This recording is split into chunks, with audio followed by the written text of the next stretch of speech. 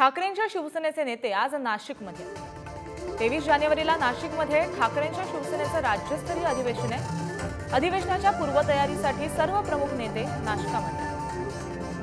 खासदार संजय राऊत बोलतायत, पाहूया।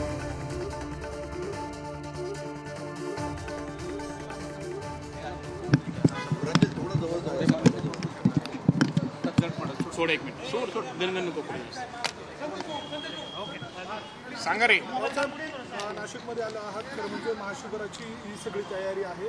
93-94चा इतिहास देखील आहे। पुन्हा एकदा याच निमित्तानं दार उघड आणि महाराष्ट्रामध्ये शिवसेनेची सत्ता येईल। बघा, आता आमचे सगळे मुंबईतले प्रमुख लोक इथे पोहोचतील, नेते आहेत आमचे सगळे सहकारी। थोड्या वेळाने सुभाष देसाई येतील, अरविंद सावंत, अनिल देसाई, युवा सेनेचे पदाधिकारी सगळे पोहोचतील इकडे आता। आणि इथे मग नाशिककडे यजमानपद असल्यामुळे या महाशिबिराचं आणि सभेचं नाशिकचे सगळे प्रमुख लोक माझ्याबरोबर आहेत आमचे। नक्कीच 23 तारखेला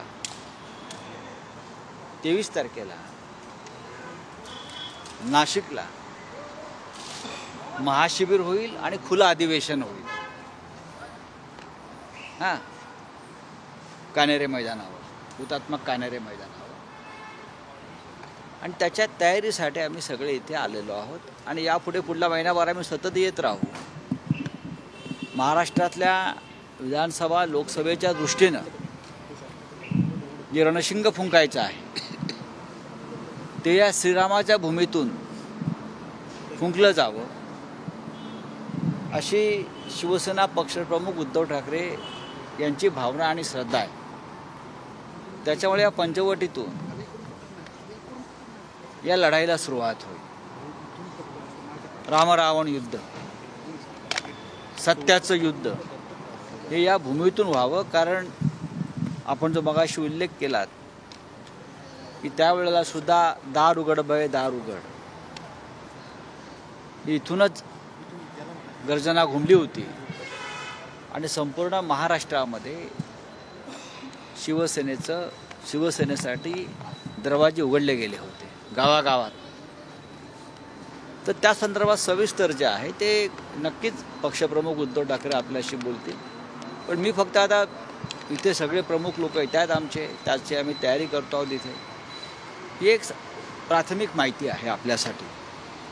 साहेब, बडगुजर यांच्या सोबत सलीम कुत्ता यांचा व्हायरल व्हिडिओ झाला होता, मग राज्यभर चर्चा झाली। आता त्यामध्ये भाजपचा पदाधिकारीचा बघा, आमची जी माहिती आहे, काल तुम्ही मला पहिला प्रश्न विचारलात रात्री की मकावचा काहीतरी एक व्हिडिओ चंद्रशेखर बावनकुळे यांचा म्हणे बडगुजर त्यांच्या कुटुंबियांनी दिला म्हणून त्यांच्यावरती कारवाई झाली।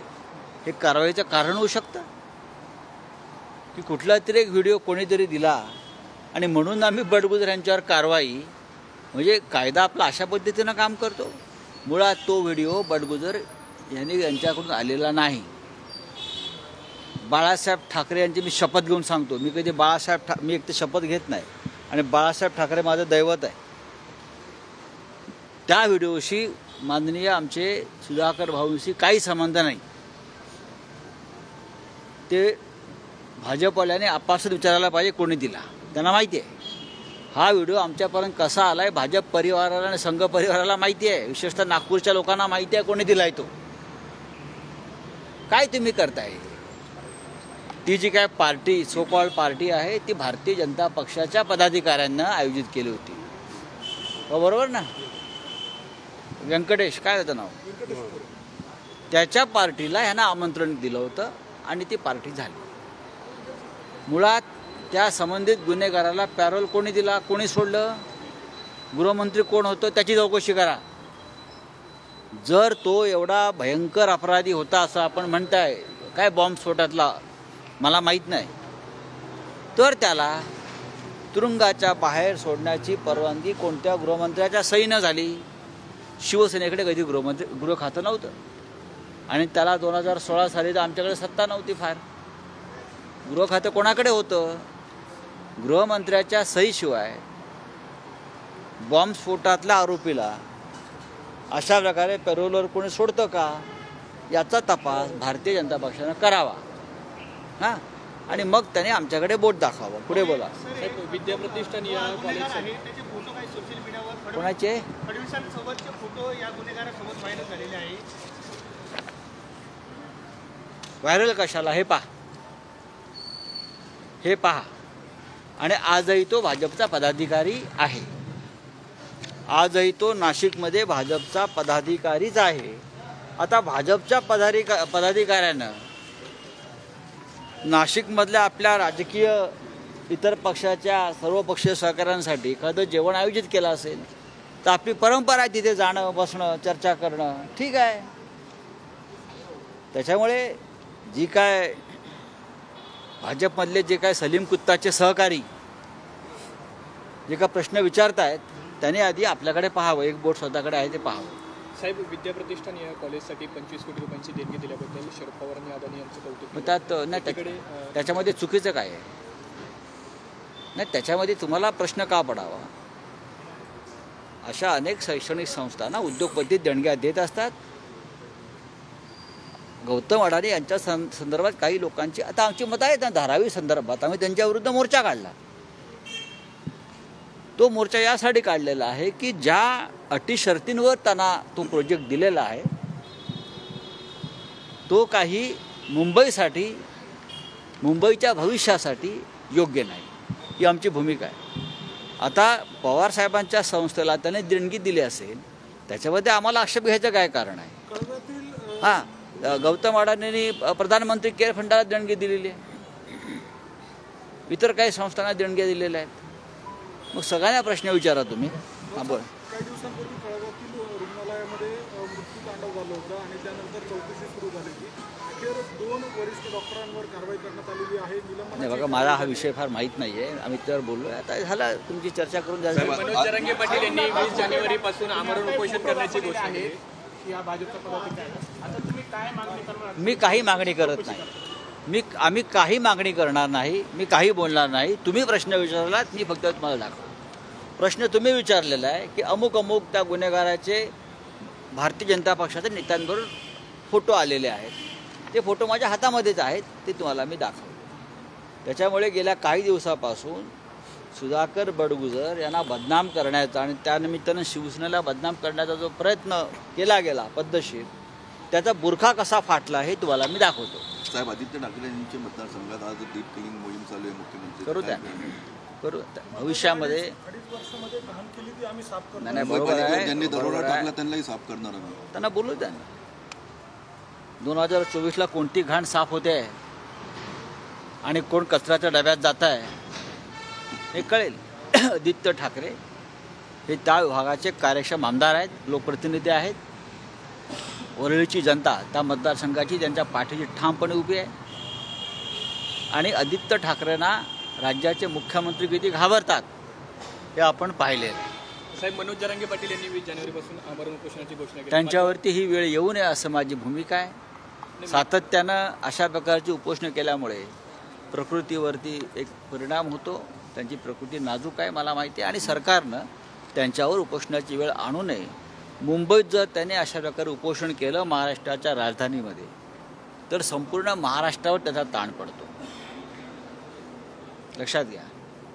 त्याच्यामुळे जरांगे पाटलांना उपोषणापासून सगळ्यांनी प्रवृत्त केलं पाहिजे. विशेषतः सरकारची जबाबदारी सगळ्यात जास्त आहे. मात्र हे जे उपोषणाचा विषय आहे तो सरकारसाठी अडचणीचा ठरणार का? कारण मी याच्याकडे अडचणी किंवा राजकीय फायद्याच्या दृष्टीनं बघत नाही.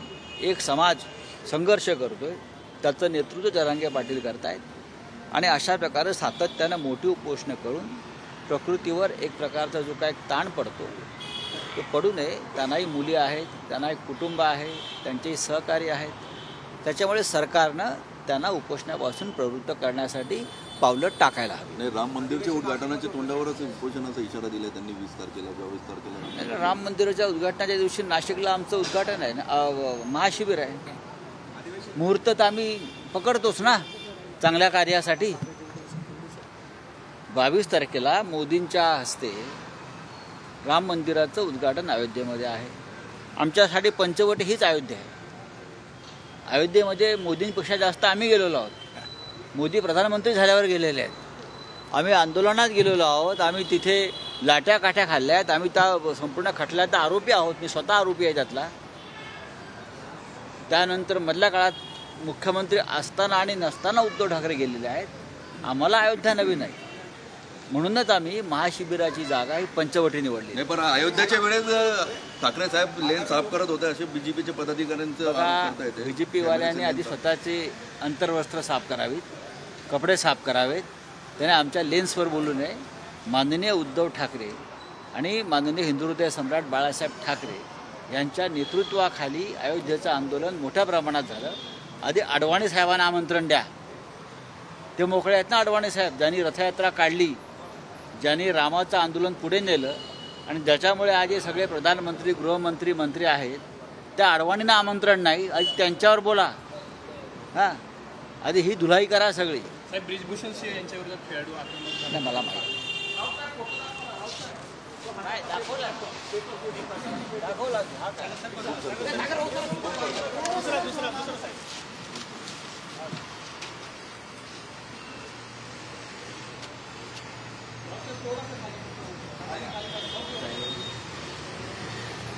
आणि हाही बघून घ्या.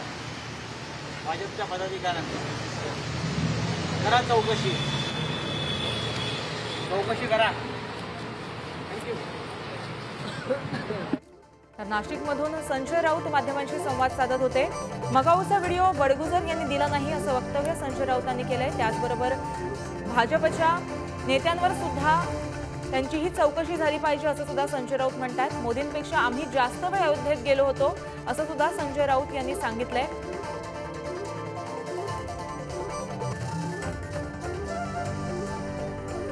मकाऊच्या व्हिडिओशी बडगुजरांचा काही संबंध नाही असं सुद्धा वक्तव्य संजय राऊत यांनी माध्यमांशी संवाद साधताना केलेलं आहे. त्यानंतर अयोध्येचा मुद्दा आल्यानंतर मोदींपेक्षा आम्ही जास्त वेळ अयोध्येत गेलो असं सुद्धा त्यांचं एक वक्तव्य समोर येत आहे. अडवाणींना आमंत्रण का नाही याचं उत्तर द्या असं सुद्धा यावेळेस संजय राऊत यांनी म्हटलेलं आहे. तर बडगुजर यांची जी चौकशी होते त्याबाबत आणि अयोध्येच्या मुद्द्याबाबत संजय राऊत यांनी नाशिकमधून माध्यमांशी संवाद साधला.